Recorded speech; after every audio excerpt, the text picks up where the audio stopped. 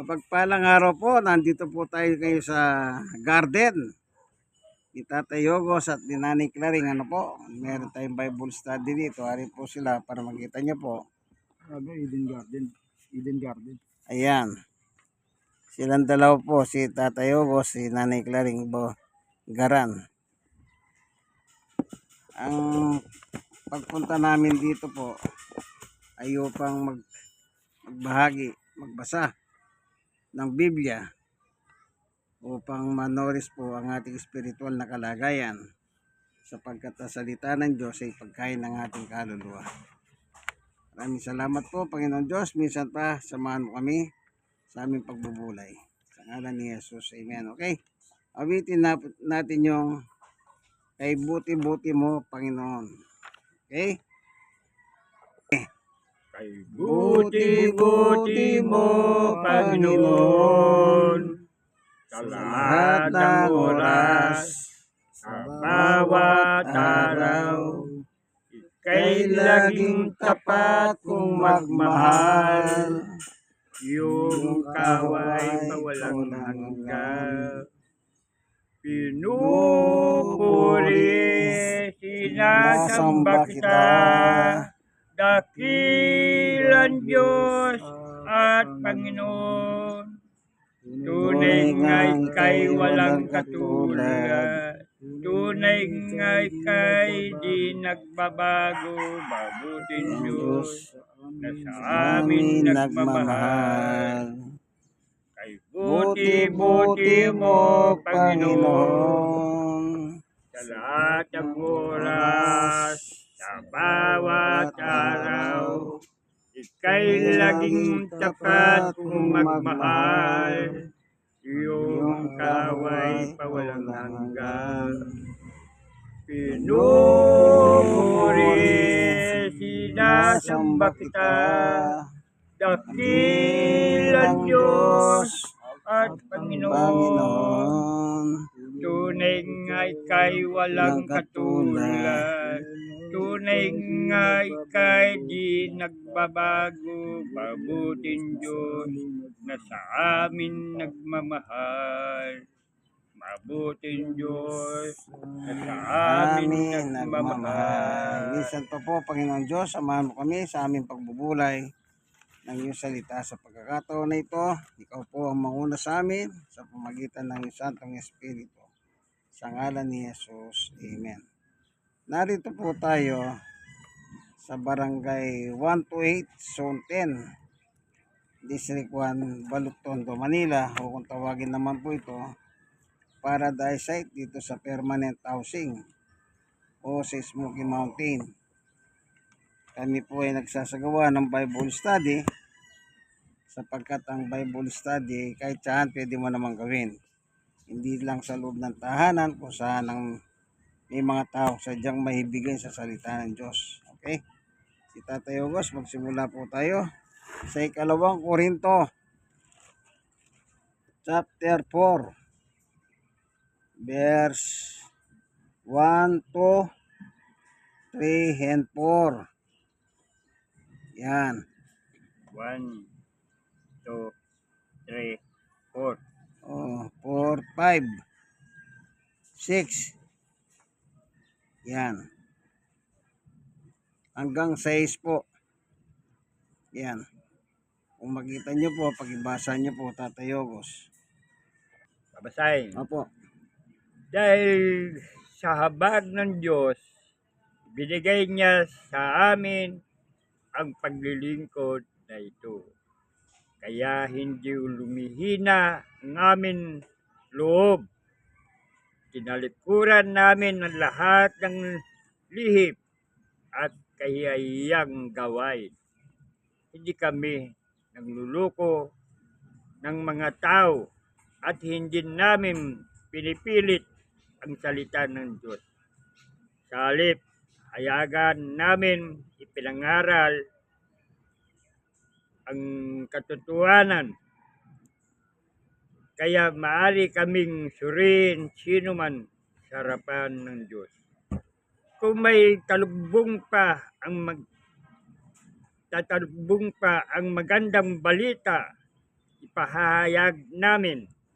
Ito may talugbong lamang sa mga napapahamak. Hindi sila sumampalataya sapagkat kanilang isip ay binulag ng Diyos ng kasamaan sa daigdig na ito upang hindi nila makita ang liwanag, magandang balita tungkol sa kawalatian ni Kristo, siyang larawan ng Diyos. Hindi namin pinangaral ang amin sarili, kundi si Kristo Jesus bilang Panginoon, at kami ay lingkod nyo alang kay Jesus.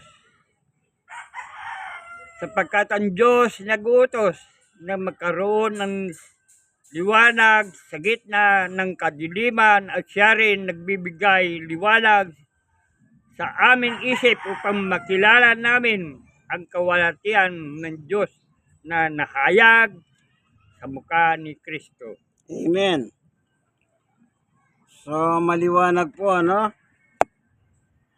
Dito po kasi sa panahon na nangangaral si Pablo, meron pong dyablo.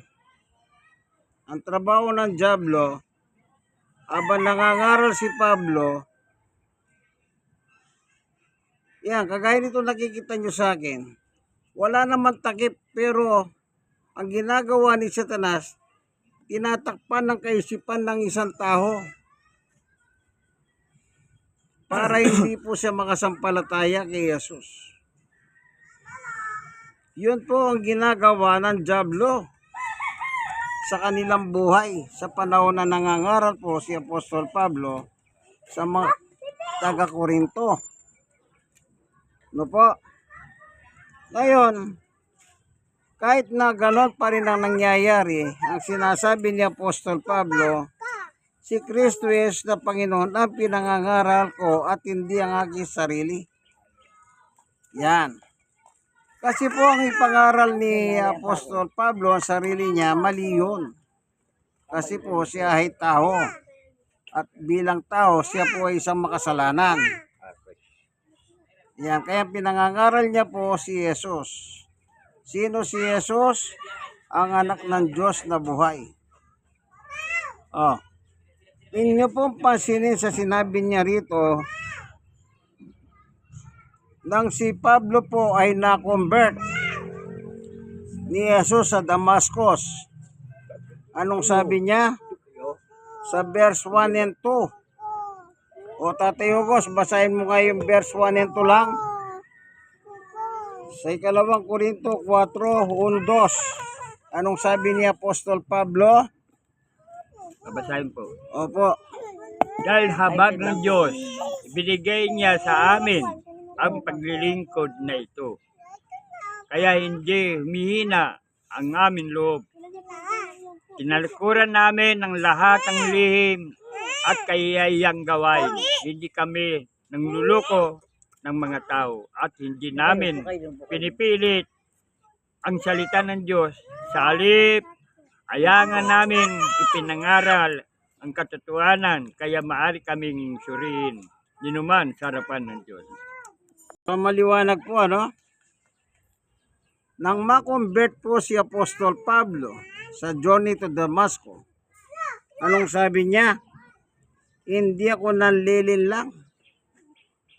Oh. Sa kanyang panahon, totoo ang kanyang sinasabi. Kasi hindi po sila nanloloko eh.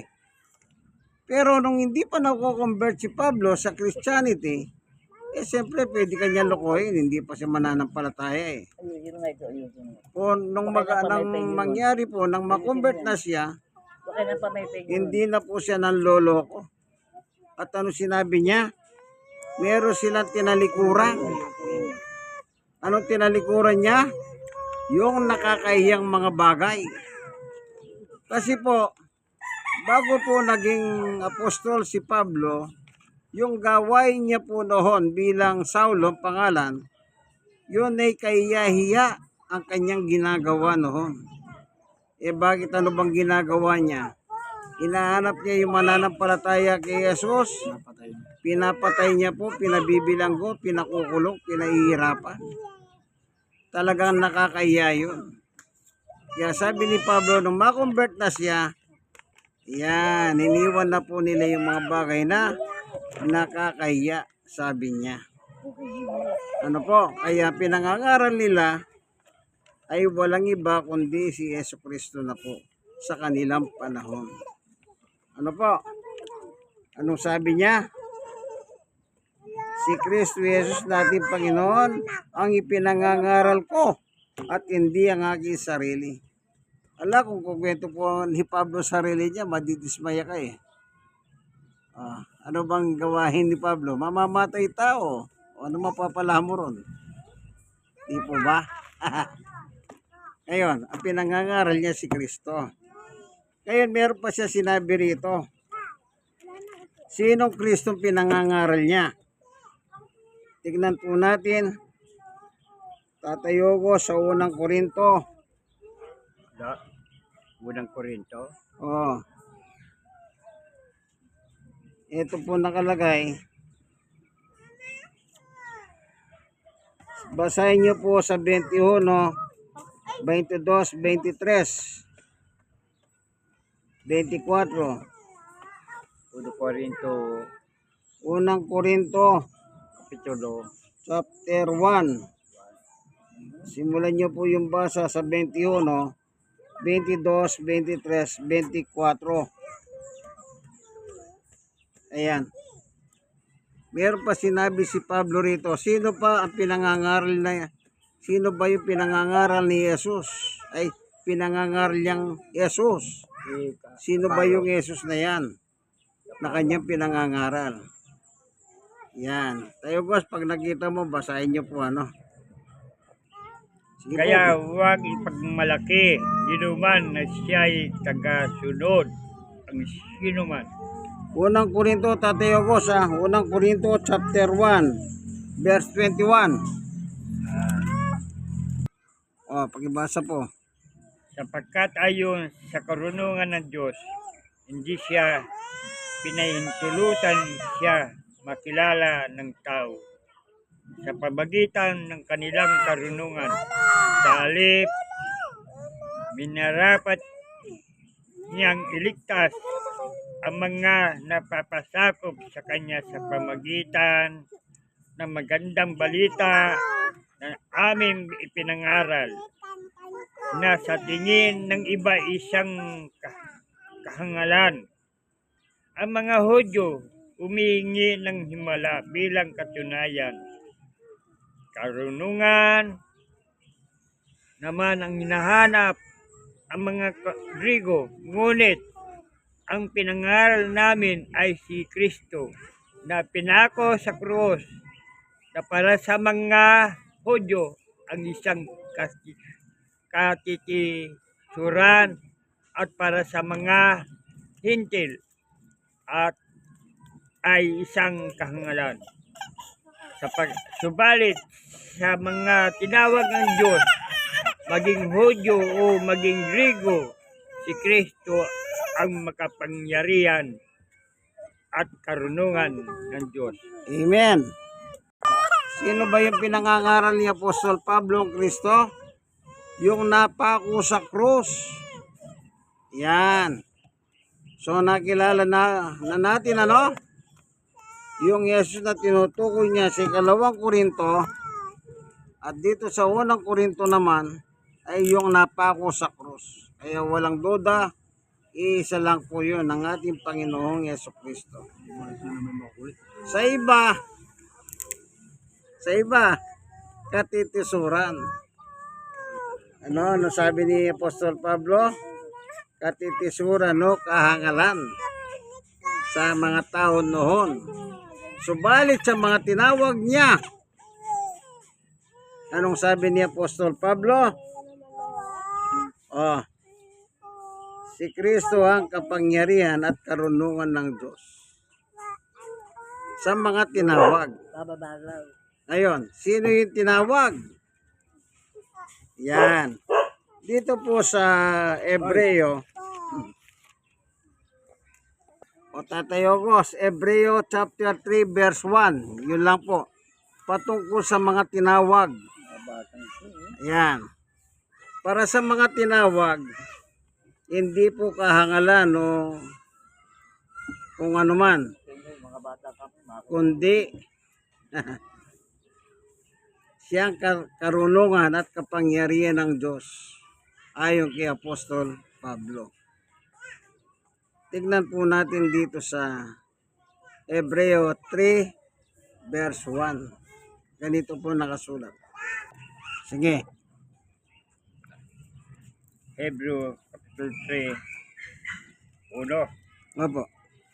Mga hinirang na kapatid at kasama sa pagkatawag ng Diyos,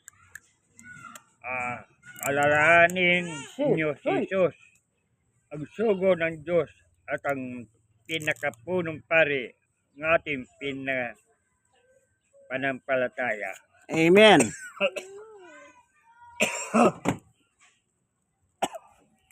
Anong sabi niya? Ang Diyos ang tumatawag. Siya ba yan? Tinawag tayo ng Diyos. Si Jesus po, siyang karunungan at kapangyarihan ng Diyos. At anong sabi dito? Si Jesus po, ang pinunong pari ng ating pananampalataya. Meron po mga pari sa ngayon. Merong gumaganap ng pari. Pero kapag isa ka pong tinawag at mananampalataya ni Jesus, ang kinikilala mo mong pari, wala na pong iba, kundi ang ating Panginoong Jesucristo. The great high priest, sa English version po yan. Kaya pag isa ka mananampalataya, ang tinuturo mong pinakamataas na pari ay walang iba po kundi ang ating Panginoong Yesus. Di po tayo naniniwala sa mga Santo Papa. Kasi po, ang mga Santo Papa ay mga taong gaya natin. Sila po ay namamatay at hindi po nagpapatuloy ang kanilang gawain kasi namamatay nga sila. At yung pagkasanto Papa ni Yesus, so the chief priest, hindi po pwedeng palitan. Ayon din po sa Hebreo. Tignan natin. O Tatay Ogos, basahin mo. Hebreo chapter 7, verse 20, 21, 22, 23, 24, 25, 26. Yan. 27. Yun, Tatay Ogos. Hebreo chapter 7, verse 20, 21, 22, 23, 24, 25, 26, 27. Yan.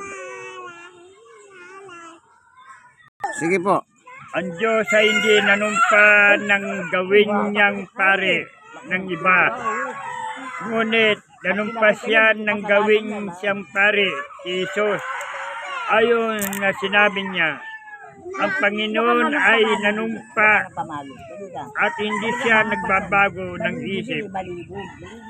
Ikaw ay pare magpakailanman. Dahil sa pagkakaibang ito, si Jesus ang siyang katiyakan na mas mabuting tipan. Bukod dito, kailangan noon ang maraming pare dahil namamatay sila at hindi nakapagpatuloy sa panunungkulan.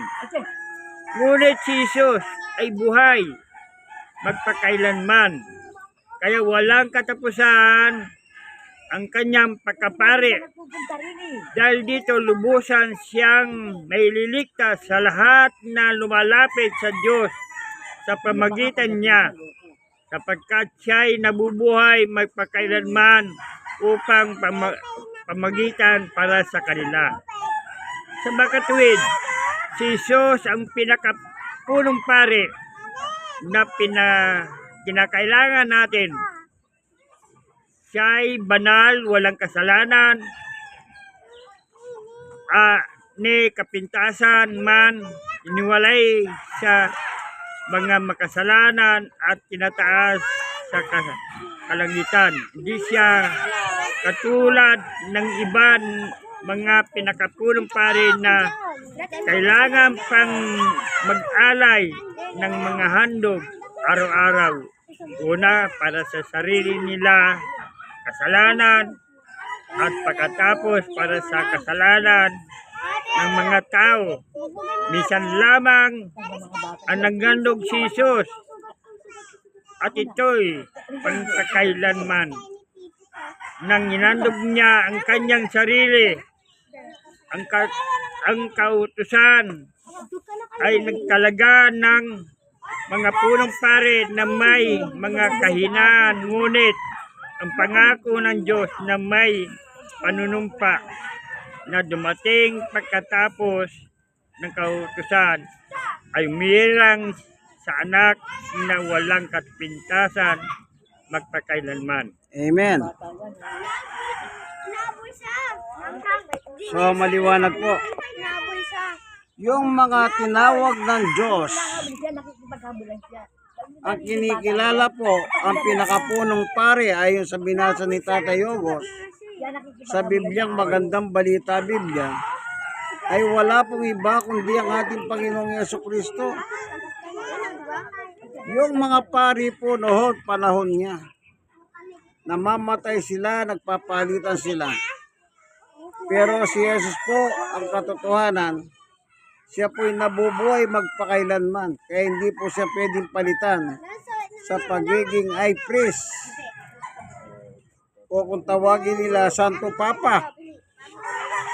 Kaya pag isa ka na pong mananampalataya, ang kinikilala mong Santo Papa ng iyong pananampalataya ay wala pong iba kundi ang ating Panginoong Jesucristo. At anong ginagawa ni Jesus ngayon? Nasa langit na. Siya po ay nagliligtas sa mga lumalapit sa Diyos. Ano pa?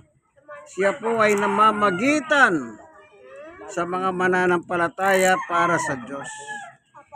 Pero yung mga pari po noon sa panahon niya, may ina po kasi tao po sila at namamatay at nagpapalit-palitan. At ganun doon po ang nangyayari sa generation nila.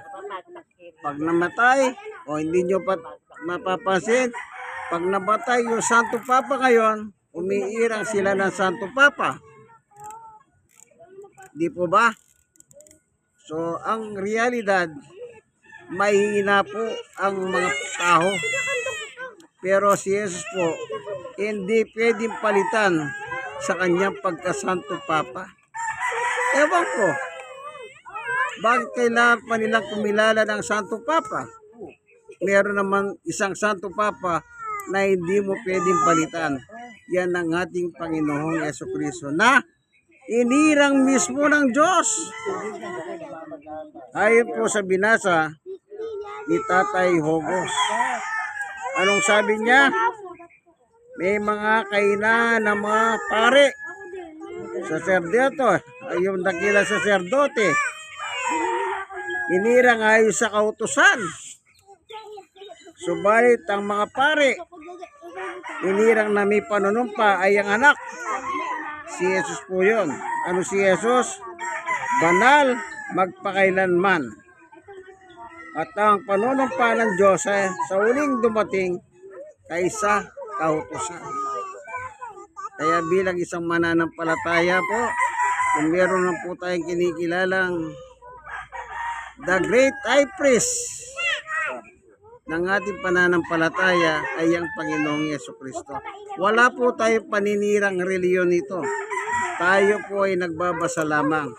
Yung binasa po ni Tatay Ogos na Magandang Balita, yan ay nilimbag po ng Catholic Bishop Conference of the Philippines. So yung mga grupo ng mga pare na nagpalimbag po sila ng mga Bible kung tawagin Magandang Balita.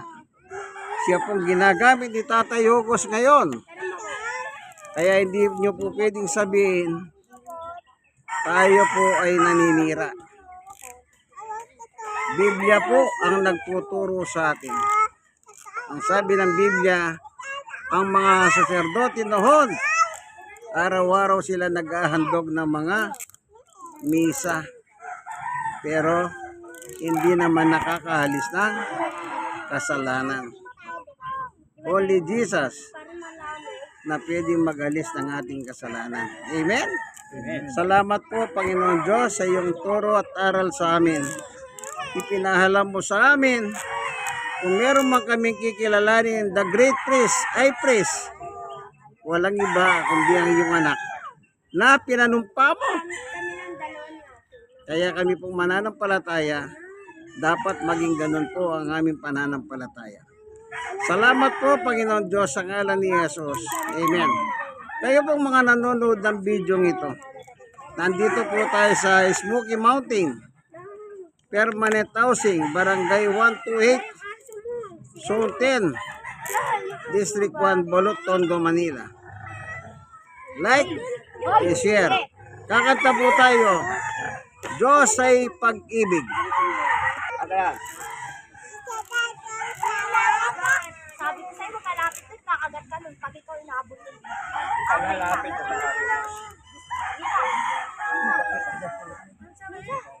Hindi. Ito lang sa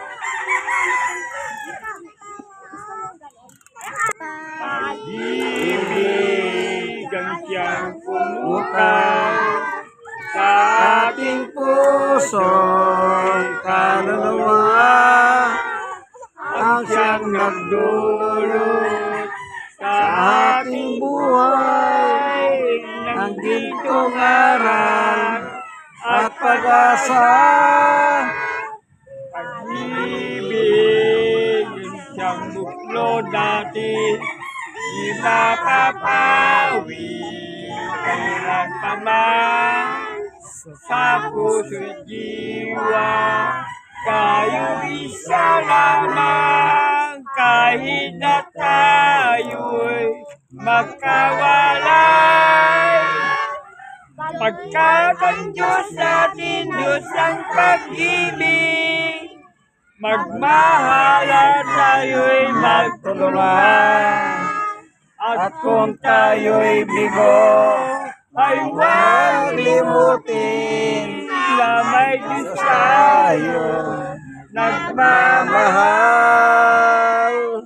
Ikapin sa ating pagsuyo, ating ikalat sa buong mundo. Pag-ibig ni Jesus ang siyang sumako sa pagsuhaw sa pagsuyo. Pagkat ang Diyos natin, Diyos ng pag-ibig, magmahalan kayo'y magtulungan. At kung kayo'y bigo, ay huwag limutin na may Diyos tayo nagmamahal. Diyos ay pag-ibig. Salamat po, Panginoon Diyos, sa pagkakataon na binigay mo sa amin na kami po'y malaya nakapagbulay ng Ebanghelyo. At minsan pa binusog mo kami ng aming pagkain pangkaluluwa. Salamat po, O Diyos, sa ngalan ni Jesus. Amen. Kayo pong mga nanonood ng video ito, sana meron po kayo napulot, meron kayo natutunan. Lahat naman po yan ay biblical. Wala tayong sinisirang reliyon. Lahat po tayo dito ay nasa Biblia lang po ang pinagbabatayan natin. Ano po? Tignan nyo po yan. Wala tayong sinisirang reliyon. God bless us all po. Bye-bye. Siya po si Brother Marlon. Ano po masasabi ninyo sa kanya? Siya po naman si Tatay Hugos. Ito po ang kanya mga... Apo. Ayan. Masaya po sila. Masaya po talaga ang mga... Masaya talaga yung mayroong mga apo, ano? Sige po, bye-bye. Kayo, wala kayong